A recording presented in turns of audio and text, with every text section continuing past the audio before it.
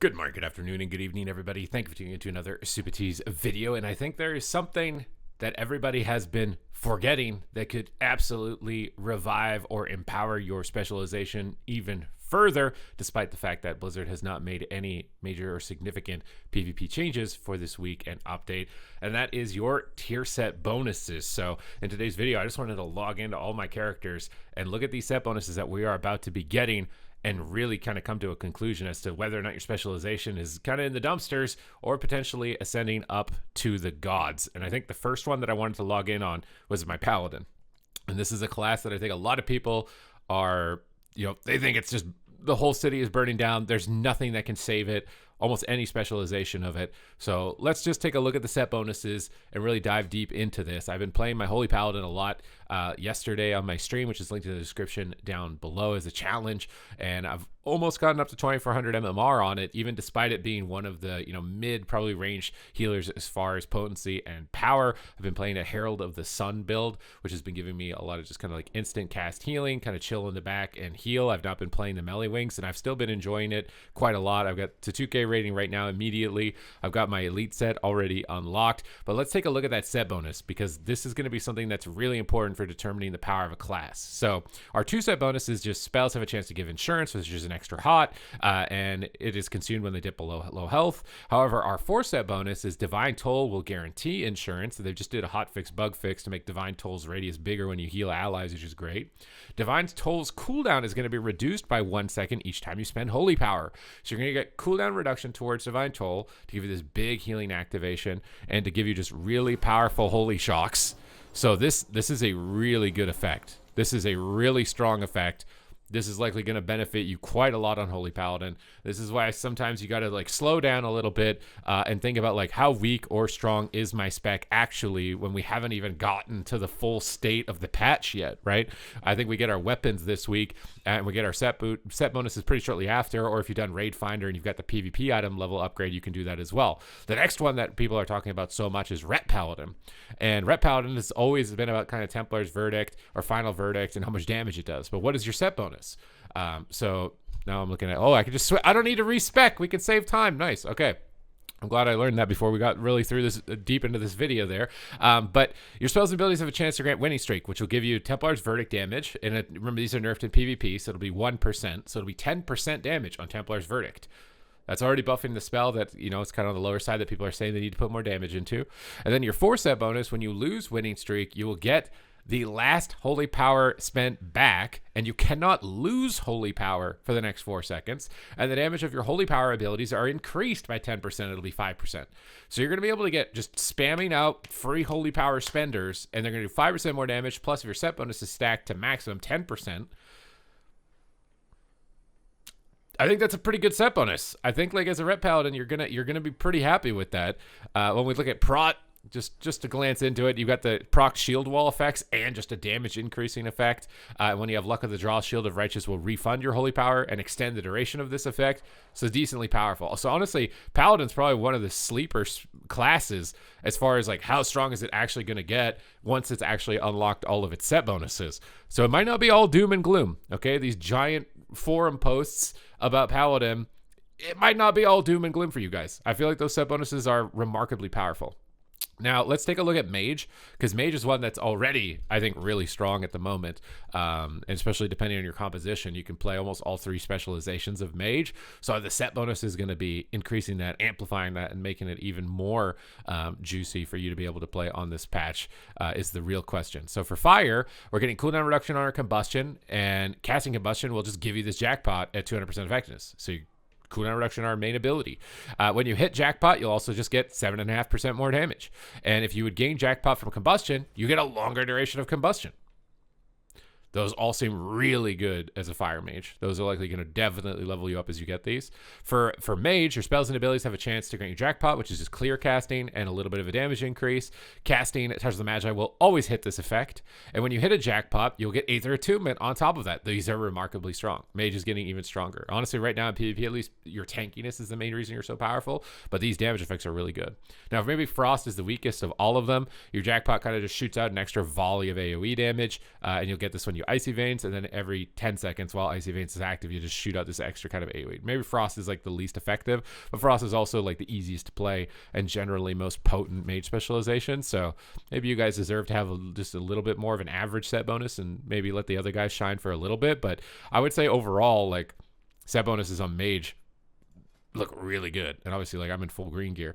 So as we set up and as we move through the patch, I wouldn't count your specialization completely out until you've actually played, gotten the set bonuses, got the full gear, moving forward. I don't think it's like you need to be spiraling into this like doom session of, oh my god, my spec can't play the game at all. I think another one that people talk about a lot is Shaman. Maybe not Resto Shaman so much. Resto Shaman is just really good as it is, but like Ellie Shaman or Enhancement Shaman. So the set bonuses that these specializations have, let's see if they're going to be able to boost them up, they're going to amp them up, or what exactly is going to be going on with them, because it could be a huge increase, right? For Resto Shaman, we're probably not going to be taking the 4 set as it has to deal with Healing Rain and no one's playing Totemic, but maybe in a Battleground situation, that isn't the case. If you wanted to play Totemic and get the big AoE heals, you could likely do that. But Elemental, this is the one, much like Ret Paladins, right? Ellie's Ret Paladins talking about how, the damage isn't good enough. For Elemental, you get a Jackpot, which is summons a Fire Elemental for 6 seconds. And your 4 set, when you summon or extend a Fire Elemental, your Lightning Bolt, Chain Lightning, and Lava Burst deal 30% increased damage. It'll be 15% in PvP. 15% more on your Lava Burst. And the changes that they just made to Ellie Shaman, I think, are actually pretty decent. So we're not at that point yet, guys. We're not at that point. It's not over for you guys. This is what I'm saying. This is why watching a video like this is a good idea. Don't think that it's all over just because right now it's not that great, okay? You're in your caterpillar phase, all right? You got to go into your cocoon phase, and then you'll be a beautiful butterfly at the end of it. For Enhancement Shaman, you just got increased damage to Storm Strike, Lava Lash, the big ones, as well as Doom Winds, which go up to 25% to 12.5%. And your spenders have a chance to remove it. When you lose Winning Streak, the winds shift into Doom Winds for 3 seconds. And when Doom Winds deal damage, your next Crash Lightning deals damage, increased damage by up to 60%. So you can just proc Doom Winds, and you get a little bit of extra Crash Lightning damage, which isn't a really big deal. This is very similar, right? Like these are really strong effects. This could definitely have some big impacts on Enhance and Elemental Shaman's viability as we move forward into that future week, and they're able to unlock them. Druid's another one. I think Feral Druid right now is like the best or close to the best melee DPS. Is really close. I think Windwalker has definitely like inserted themselves with rogues and ferals as far as like arena level of competitiveness at the highest level of skill. But things like Resto Druid, right? I just played it and I was miserable on it. So like the set bonus is going to help you. You get insurance, random procs, low health, same benefit all healers get. Your life bloom has a 30% chance to apply this insurance effect. And when it's consumed or removed, it will leave a rejuve, regrowth, or wild growth heal over time effect, which is really good because right now your main weakness is getting spam purged. So if this is helping you out reapplying hots when you're getting spam purged, this is going to help you out with your global cooldown management, hopefully get you to be able to do something other than just panic trying to recover and keep your hots on the target because everybody's a purge class with priests and evokers and hunters and mages and all.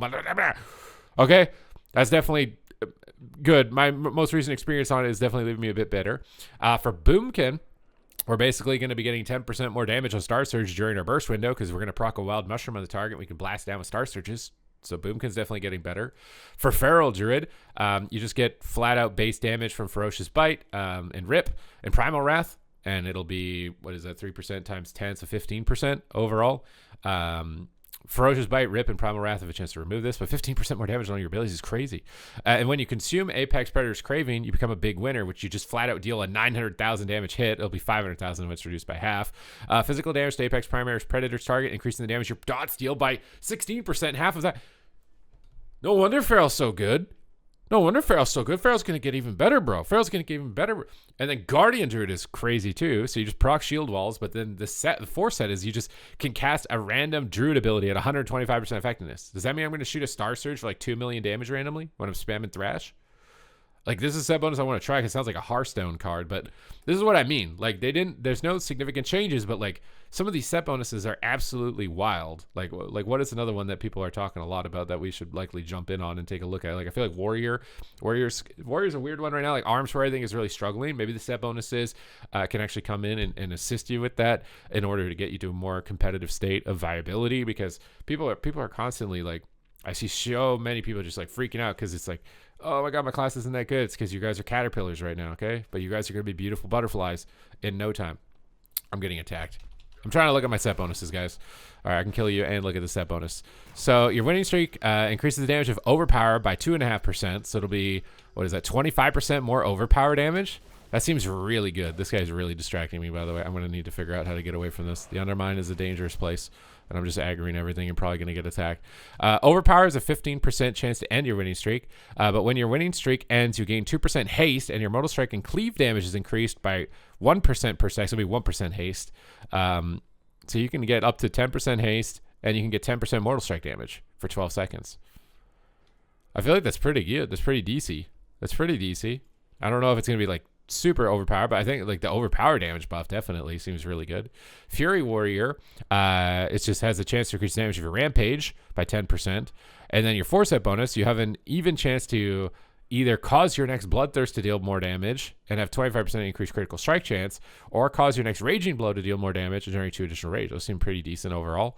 Again, they don't really address the main issues with the Warrior, which is kind of mobility, uptime, and a little bit of survivability. But as far as raw throughput, those definitely seem significantly beneficial. For Prot, each time you take damage, you have a chance against shield wall, so just the random shield wall effect is really good. Shield Slam's chance for critical strike is increased, and its critical strike reduces the cooldown of shield charge. So you just get more stuns. That's going to be really disruptive in PvP for Prot.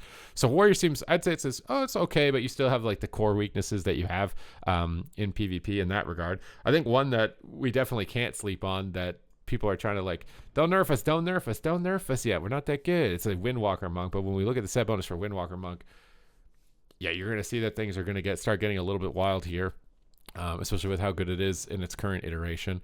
However, the Mistweaver seems to be struggling a lot, and unfortunately, you guys are really OP in PvE, so you're probably going to get nerfed. But for Windwalker, your spells and abilities just will increase the damage of a Rising Sun Kick and Spinning Crane Kick by 15% at maximum stacks, and with your Foresight bonus, you're basically just going to be getting more Fists of Fury damage. So more Fists of Fury damage and more Rising Sun Kick damage. Those are abilities that don't really do a huge portion of your overall DPS, but it's broadening your board because the other abilities already do more than enough. That seems really good. For Mistweaver, you're getting the Insurance Heal over time effect at low health. However, your Foresight is not that great. Your Renewing Mist will apply Insurance Guaranteed, which is nice, but the healing will be increased by up to 50% in proportion to how many Renewing Mists you have. So maybe if your Renewing Mist is spreading to a lot of pets, and maybe somehow you could benefit from this in Arena, but generally your targets are a lot more limited. So I think your Foresight bonus, much like Restless Shaman, is a bit weaker. So Mistweaver might not be getting that much better for you in this position. That's why it's important to like take a look at this, be like, hey, what could happen to this class? Should I get this class ready to go? For Brewmaster, you get the random shield wall procs, and you just get way more damage in your blackout kick. So some of the tank specs are definitely scary, I think, as far as the set bonuses. But Windwalker is like a huge winner there. I don't know if I'm going to be able to look at Rogue because I'm not level 70 on my Rogue on this account. But the Rogue set bonuses, when I was looking at them, this game's trying to give me gear upgrade. I need to do a boost on a Rogue and get it going. Basically, Subtlety Rogue is just like you get more damage on everything with your set bonuses from what I was looking at on Google doing my research. All of the set bonuses for Rogue is just more finisher damage or more uptime with your Roll the Bones buff as Outlaw, more Rupture damage, more Crimson Tempest damage. Like Rogue is just going to get, I think Rogue is going to get really out of control. I honestly need to like boost this guy up and get this. It's the only class I don't have at max level currently at the moment. It's definitely one that I think we really should keep an eye on because it's looking really strong. Unholy DK is another one I think that is really strong. Unless the set bonuses looked on Google are incorrect matching with what they are in game now, because obviously they've changed a few times with some of the patches. But Unholy, I believe, is getting Death Coil damage, which is something that it did absolutely need. So when we look at Unholy, casting Dark Transformation gives you 10 stacks of this, of winning streak, and the effectiveness is increased by 100%. So, and your winning streak increases the damage of your Death Coil. So it goes up to 4.5 times 10. What is that, 45%? Is that 45%? My math skills are not good. I think it's 45%. So it'll be in and around 20% more Death Coil damage, and then that gets doubled. That's exactly what DK needed to really help it be more valuable. So that seems pretty decent. For Frost, I feel like it's a little bit less great because your effects are already so reduced. Your Frost Strike just procs Frost Sights at 30% effectiveness, which is reduced by 50%. But you can be sent into a Murderous Frenzy, sending Frost Sight at 100% effectiveness and gaining 12% Mastery. That Mastery is pretty nice. Additionally, your Frost Sight deals 40% more damage to the first target struck. That Mastery buff could help you, especially with your damage outside of your cooldown window, which have kind of put you back into that Feast Famine meta where you've either got the PvP talent activated and you're just absolutely destroying everybody, or you don't have it and you're kind of miserable and useless. But that could definitely help out with the Mastery bonuses for Frost. So Frost is definitely one that could pay out. It could definitely get better. Blood Decay could be crazy good with his Cleave Death Strike, assuming the Cleave also heals you. It's like a double tap Death Strike that heals you twice as much. And the random proccing Icebound Fortitudes, now it's going to extend the duration of existing Icebound Fortitudes rather than replacing it. So they fixed that bug with a hot fix. So the DK set bonus, I'd say overall, like, you know, when you work up towards that and you get it, like, some of that stuff's going to be really good. I think it's going to be pretty good. So let's see if we can find another set bonus here that's kind of like sleeper or not so sleeper. That could be really good, because a lot of this stuff is, right? Like, DK seems really good. Rogue is really good. Mage is, for the most part, except maybe Frost, is really good. I think Demon Hunter is probably the least favorable. I think it's giving you like some crit damage modifiers. You'll probably just stay where you are as far as Demon Hunter is concerned.